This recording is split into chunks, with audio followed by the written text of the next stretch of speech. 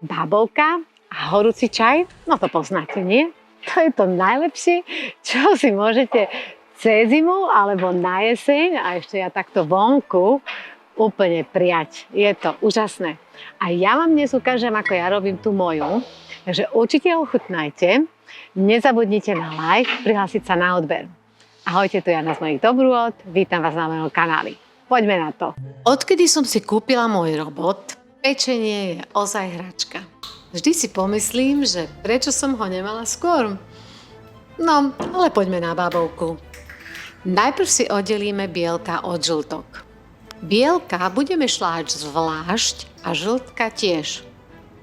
Takže každé dáme do inej misky. Na bábovku potrebujeme 5 vajec. Bielka dáme šľahať do robota s metličkou ako prvé. Šľaháme na najvyšší stupeň. Do bielok pridáme štipku soli. Tá pomôže bielkám dosiahnuť tie väčšieho objemu a takisto vytvorí pevnejší a nadýchanejší sneh. Medzi tým, ako sa šľahajú bielka, pripravíme si ostatné suroviny. Do žltok pridáme 180 g cukru a tiež si pripravíme jeden balíček vanilkového cukru, čo je približne 10 až 20 gramov. Než sa nám sneh došľahá, stihneme aj maslom vymastiť formu na pečenie bábovky. Vysypeme ju hladkou múkou. Takto sa nám bábovka neprilepí na formu a ľahko sa nám bude vyklápať z formy po upečení. Medzi tým sa už sneh vyšľahal. Keď vidím ten sneh po vyšľahaní z robota, vždy rozmýšľam, ako dlho som mixovala ručným mixerom, než som sa dopracovala k takémuto parádnemu snehu. Po snehu si vyšľaháme žltka. Medzi tým si odvážime 250 g hladkej múky 0,0, ktorú preosejeme spolu s práškom do pečiva. Takto sa uistíme, že múka sa lepšie zapracuje do cesta, prevzdušníme ju a nakoniec aj prášok do pečiva nebude mať žiadne hrudky a pekne splynie s múkou v ceste. Keď už sú žltky skoro vyšľahané, pridáme ešte vanilkový cukor. Niekedy namiesto vanilkového cukru použijem 1 čajovú lyžičku vanilkového bourbonu. Žltka už by mali mať hustejšiu konzistenciu. To znamená, že si pripravíme ďalšie suroviny. A to je 220 g masla a 250 g tvarov. Šľahaciu metličku vymeníme za miešaciu metlu, ktorá super rozmieša každý krém. To znamená, že vyšľahané žltky vymiešame s mäkkým maslo do krému. Maslo odporúčam nechať prirodzene zmäknúť na kuchynskej linke pred samotnou prípravou bábovky. Ja robievam túto bábovku aj s kakaovým cestom. Takže odvážime si 10 g čierneho kakaa, ktoré si tiež preosejeme, aby sme sa vyhli hrudkám a kakao sa pekne rozmiešalo v ceste. Ale kľudne si namiesto kakaa môžete nastrúhať kôru z citróna. A nezabudnime ani na rúru, ktorú si už v tomto kroku môžeme dať predrievať na 165 stupňov s ventilátorom. Keď už je maslo vymiešané so žltkami, postupne začneme pridávať do misky aj tvaroh.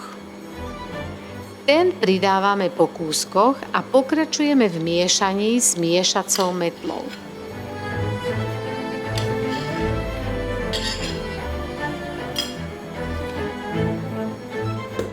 V ďalšom kroku začneme do tej istej misky postupne pridávať preosiatú múku s práškom do pečiva.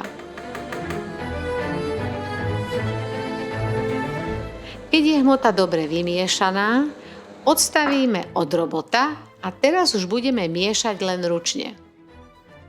Najprv sa však uistíme, že všetky suroviny sú v miske skutočne dobre vymiešané. Stierkou na cesto v miske hmotu ešte raz ručne dobre premiešame. Potom začneme pridávať sneh.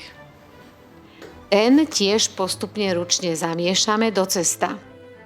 Nikdy to nerobíme mixérom či robotom. Potom si cesto rozdelíme. 1/3 cesta dáme do misky, kde sme pôvodne mali vyšľahaný sneh, a 2/3 necháme v miske. Do 1/3 cesta nasypeme preosiaté kakao a cesto dobre premiešame s kakaom.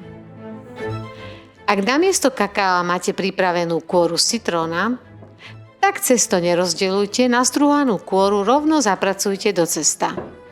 Už sa blížime do finále. Na spodok formy najprv nalejeme biele cesto a rovnomerne rozotrieme. Potom pridáme čokoládové cesto, taktiež rovno rozotrieme.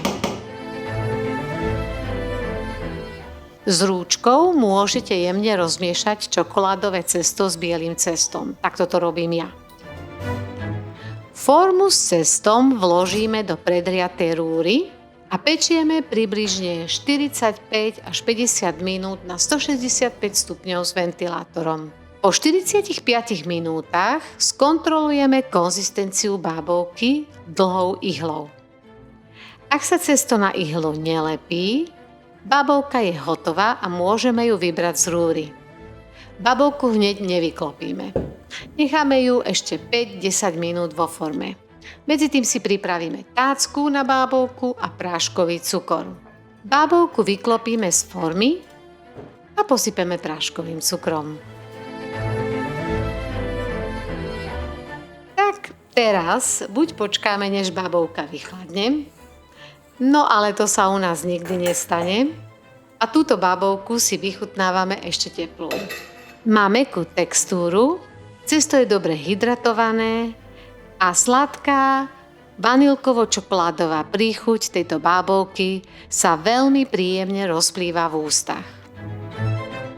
Do druhého dňa odporúčam odložiť do uzatvorenej nádoby.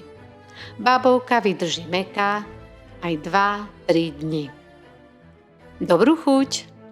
Dúfam, že sa vám bábovka zapáči a že si ju budete tak užívať ako ja. No.